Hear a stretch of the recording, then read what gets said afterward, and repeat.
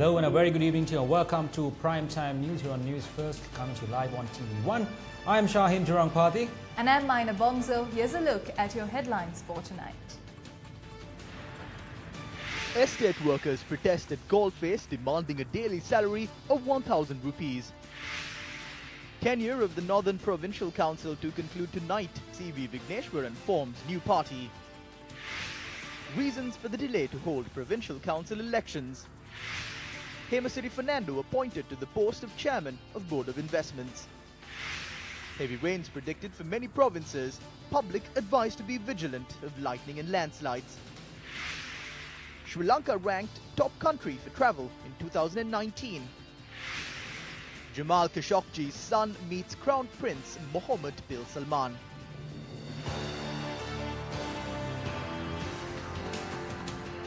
Take a look at those stories in detail now.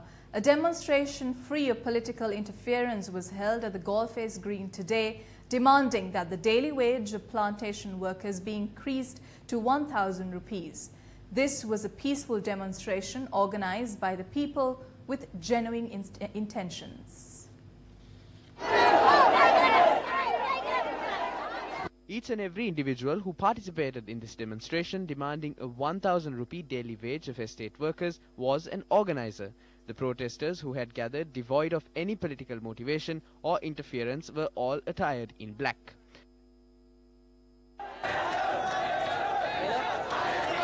Whilst the joint agreement on estate workers' wages has expired, this demonstration was precipitated by the failure of talks held to reach a fresh agreement.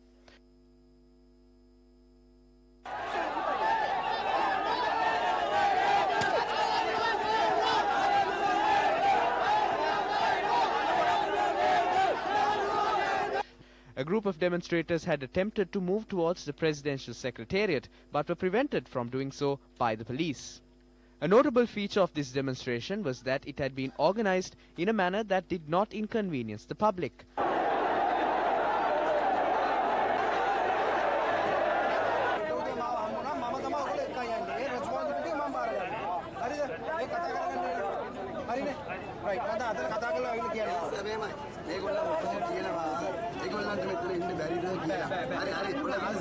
The demonstrators did not allow any political party representative to become involved in this protest. We have organized this demonstration demanding that the wage of estate workers be increased to 1,000 rupees. There is no political interference whatsoever here. This was organized by all the people together.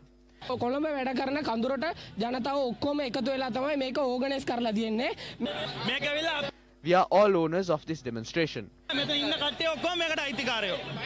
We need to ask the rulers who increased the price of everything why they cannot give the workers 1,000 rupees a day. I have the same question. Where are the three parties that have been reaching these agreements? What do they say? They say they don't have their cabinet ministry anymore and therefore they cannot speak for the increase in wages. If you can't do it, then get out. There is a group here that is not involved in any politics. We will definitely continue to demand a 1,000 rupee daily wage.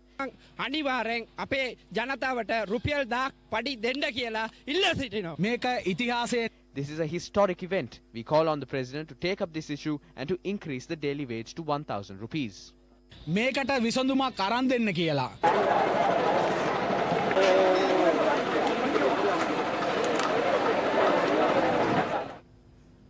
Chief Minister of the Northern Province, CV Vigneshwaran, announced the formation of a new political party today. Vigneshwaran was speaking at a public rally held in Nallur, Jaffna.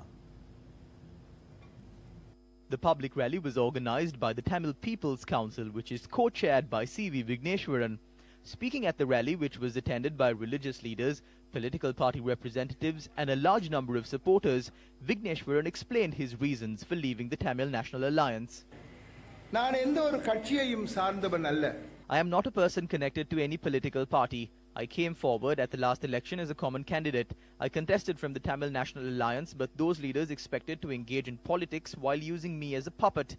I cannot agree with that. I cannot even imagine the prospect of contesting with the TNA again. Until I am prepared to act as an extension of them, they are not willing to give me the opportunity again. They have derailed the aspirations of the Tamil people and have joined with a party that has 9 votes. The Chief Minister also spoke on the new party. I had already commenced the work of forming a new political party together with the Tamil People's Council. This will function as a party that will remain on the path of Tamil nationalism and work towards securing economic and social freedoms while being committed to human rights. It will be called the Tamil People's Alliance. If my vision is correct, the people will stay with me, and if it is wrong, they will reject me. The official term of the Northern Provincial Council ends at midnight today. As of today, the official term for 6 provincial councils have come to an end, and election monitoring groups have criticized the government for the delay in holding provincial council elections. It has been nearly 1 year since the official term of the Sabragamur, Eastern and North Central Provincial Councils ended. The official term of the Northwestern and Central Provincial Councils came to an end this month. The official term of the Western, Southern and Uber Provincial Councils will end during the first quarter of next year. The report compiled by the Delimitations Committee to hold the Provincial Council elections under the new system was defeated recently in Parliament. The report is currently under review by the Delimitation Review Committee headed by the Prime Minister. The official term of the Review Committee will come to an end on the 28th of October 2018, while the Prime Minister has requested Speaker Karu Jayasuriya to extend the committee's official term. Speaker of Parliament Karu Jayasuriya appointed a 5-member review committee, which was required to submit a report to the President within a 2-month period. It is a rule in the Constitution to hand over the report in 2 months. By the end of this month, the report will be handed over to the President and will be gazetted. In this case, the Provincial Council elections can be held by the end of January 2019.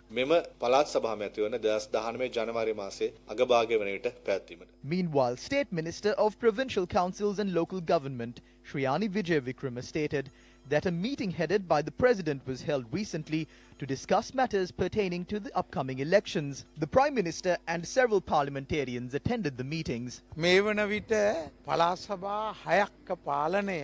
The administration of 6 provincial councils comes under the purview of honourable governors and government officials. It's been a year since public representation for 3 provincial councils came to an end. Our commission believes that government controlled under single authority is not second to an authoritarian regime. We request all political parties representing the government to help create such a legal framework in which provincial councils elections could be held soon. මේ නෛතික තත්ත්වය ඇති කරලා දෙන්න කියලා පළාත් සභා ඡන්ද විමසීම කඩිනමින් පැවැත්වීමට. All political parties have failed, and so has the government.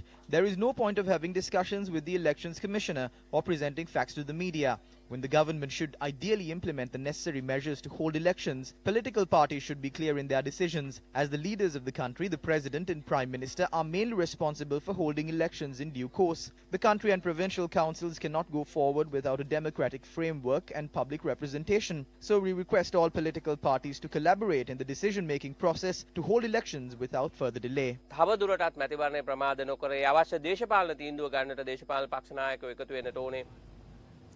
Former President Mahinda Rajapaksa expressed his views to the media following a religious program held in Tangol today.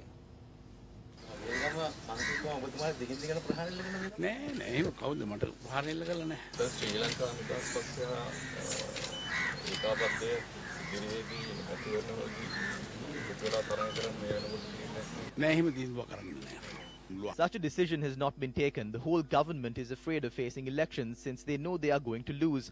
After 25 years, we held provincial council elections in the north and east. These provincial councils will be dissolved in the near future. The current government has taken away the privileges that were granted by us.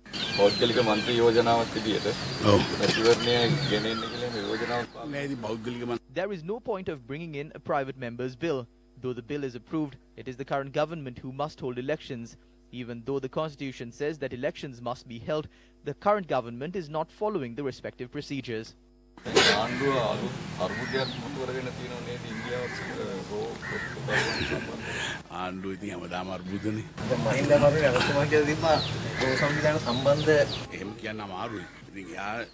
is hard to say that. If he is saying that, he must reveal the names. If there is such a plot against the president, it is an act of treason. I don't think there is a connection with RAW.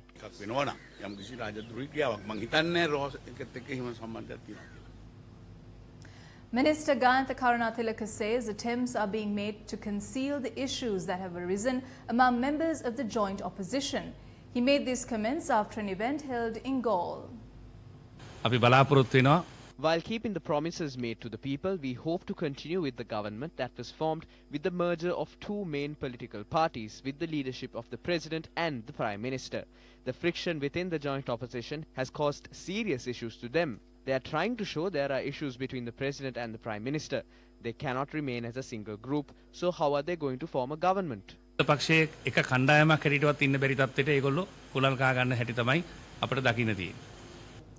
Minister of Petroleum Resources Development Arjuna Ranatunga says the United National Party consists of nationalist members who destroy the UNP as well as the country. The minister expressed his views following a religious event held at a temple in Megahawatta, Paliagoda.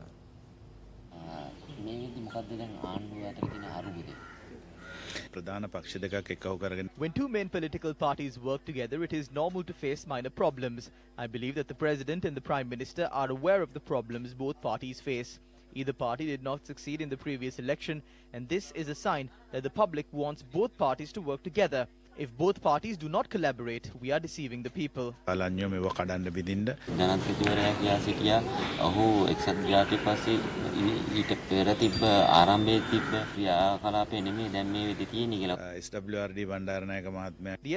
with SWRD Bandaranaike and the UNP with DS Senanayake no longer exists. We need to accept that changes take place with time and take the parties forward. This country has been destroyed by politics. It is not only the political parties they destroy, but the country as well. People join politics for money. People with no power join politics through the national list and not only destroy the parties, but also the country. 11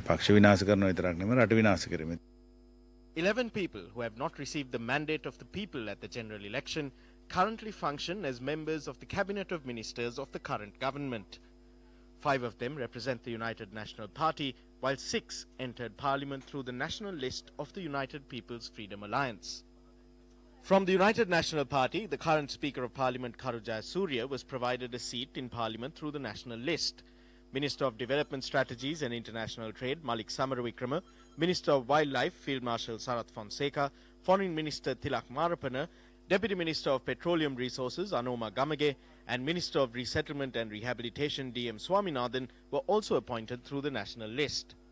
From the United People's Freedom Alliance, Minister of Science, Technology, Research, Skills Development and Vocational Training and Kandyan Heritage Dr. Sarath Amurgama, Minister of Sports Faiza Mustafa, Minister of Fisheries and Aquatic Resources Development Vijit Vijayamuni Soisa, Minister of Ports and Shipping Mahinda Samarasinga and Deputy Minister of Agriculture Angajan Ramanathan and State Minister of Highways and Road Development MLAM Hizbullah were all appointed from the national list. All of these public representatives were either defeated at the general election or did not receive the mandate of the people and were elected to office through the national list. What is the service rendered by the majority of these individuals to their party and most importantly to the people? We report, you decide. Parliamentarian Kavinda Jayawardena says that the UMP backbenchers are helpless as they have not been given an opportunity within the party. The MP made the statement following an event held in Kapuwatta, Jayala. Young politicians such as us are striving to progress in a political career. We are trying to give strength to take the country forward, but it is only our efforts as we are not given any power. I personally have not been given an electorate in the Gampha district for 3 years and I am unable to serve those who voted for me. I am frustrated by the situation being faced by the party supporters given the situation that we have to face. It is the party General Secretary that must be questioned over the crisis in the party. Still in local news, heavy rainfall is being experienced in several parts of the country this evening, with more rain being forecast by the Department of Meteorology. The Met Department notes that heavy showers are being experienced in the Central Hills, Kandy, Mathale, Badulla, Monoragala, Kurunagala, Ratnapura, Katunayaka, Mattala and other areas. Our network of correspondents across the island sent in these reports today on extreme weather conditions and related disasters. The inhabitants of 6 homes in Delpatkara Hanguran Keta were evacuated today due to the risk of landslides. Our correspondent reported that 3 homes were destroyed by landslides in the area, while another 3 were damaged. 19 displaced persons are being sheltered at the Delpatkara Community Hall. Extreme weather felled a large nuga tree onto the Ricky Lagas Kadadeltoro Road in the Huramadula Buvalla area. This affected the flow of traffic on the road from about 11:45 p.m. yesterday to 10 a.m. today. Our correspondent noted that a house in the vicinity and a parked car were damaged when the tree was felled. As heavy rains persisted, a cave-in was reported near the 25th kilometre post on the Allavallavai road. All spill gates of the Rajangane reservoir were opened by 2 feet each last evening due to the heavy rainfall. 2 of the spill gates are still open, releasing 1,200 cubic feet of water per second to the Kala Oya. Irrigation authorities also took steps to open 6 spill gates of the Parakrama Samudra by a foot each. The reservoir is releasing 560 cubic feet of water per second into the Mahaveli River. The Kegol and Kandy district secretariats have decided to cut down trees along the Colombo-Kandy road in Pahalakadugan that may pose a threat from 9 a.m. tomorrow. Motorists have been requested to travel to Kandy via Ambepussa and Kurunagala, Karadupana and Rabukkana or Mavanalla, Hemmatagama and Gampola. The district secretariat say that this step is being taken to mitigate the risk of disasters given the extreme weather conditions. Meanwhile, 5 women who were plucking tea leaves in Bhagavantalawa have been hospitalized after being shocked by lightning strike. Lightning had struck an electric cable in the plantation in which they were working in, following which a group of residents of the Moravatta area had taken the women to the hospital for treatment. Now, the Met Department has forecast that showers or thunder showers will occur from today until the day after tomorrow. It is being forecast that parts of the central, Uva and Sabaragama provinces and the Gaul and Mathura districts will receive heavy rainfall of between 100 and 150 millimeters.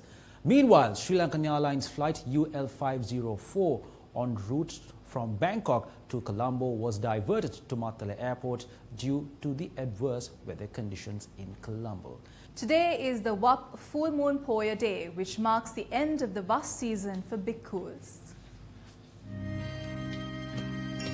According to ancient scriptures on the Buddha Sasana, it was on a day like today that Lord Buddha concluded the Vas retreat and travelled to Sankasapura from the Tautisa paradise. While monks who obtain Peravas end their Vas season on the Vap Full Moon Poya Day, other monks who obtain Pasuvas end their Vas season on the Il Full Moon Poya Day. The Vap Poya Day is also regarded as the Poya Day where the Katina Chivara Puja begins. Vap Poya Day is also important since several key incidents including Prince Arita leaving for Dambadiva to request for a branch of the sacred Jayasrima Bodhi had taken place on a Vap Poya Day. Several events were organized in various temples across the country today to celebrate the Vap Full Moon Poya Day. Meanwhile, a Buddha Puja was held earlier today at the Shakya Malakya, which is situated opposite the head office of the Capital Maharaja Organisation Limited. This Buddha Puja was sponsored by ICL Marketing, which is a subsidiary of the Capital Maharaja Organisation Limited. Many of the employees of ICL Marketing, including its CEO Lakshmi Jaisinghe, attended today's puja.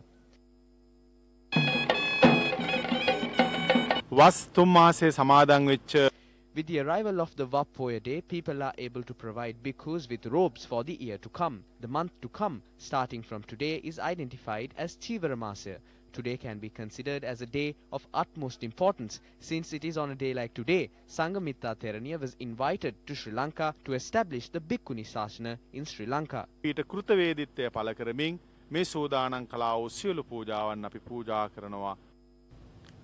Lieutenant Commander K.A. Dayananda of the Sri Lanka Navy, who was arrested by the Criminal Investigations Department, has been remanded until tomorrow.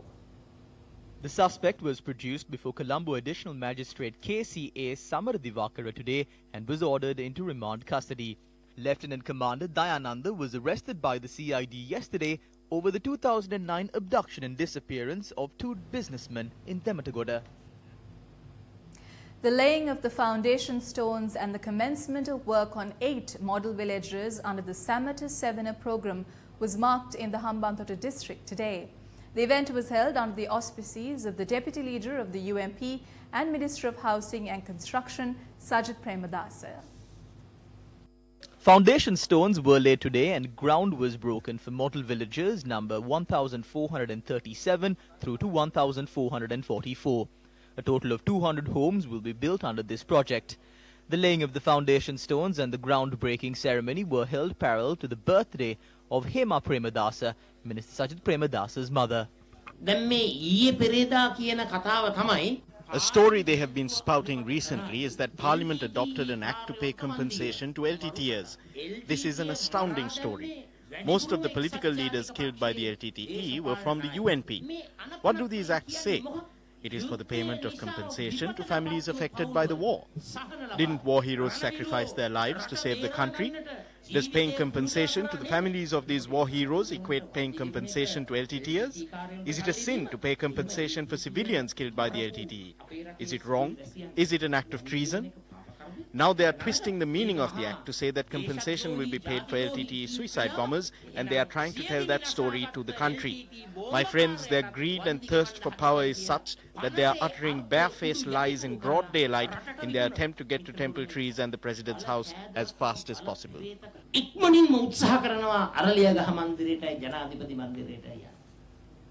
Well, on a positive note, this evening, Sri Lanka has been named the best country in the world to visit in 2019 by Lonely Planet. Better transport links, new hotels and a growing number of activities were cited as the reason the South Asian island was chosen for the top spot in the guidebook publisher's annual Best in Travel Awards.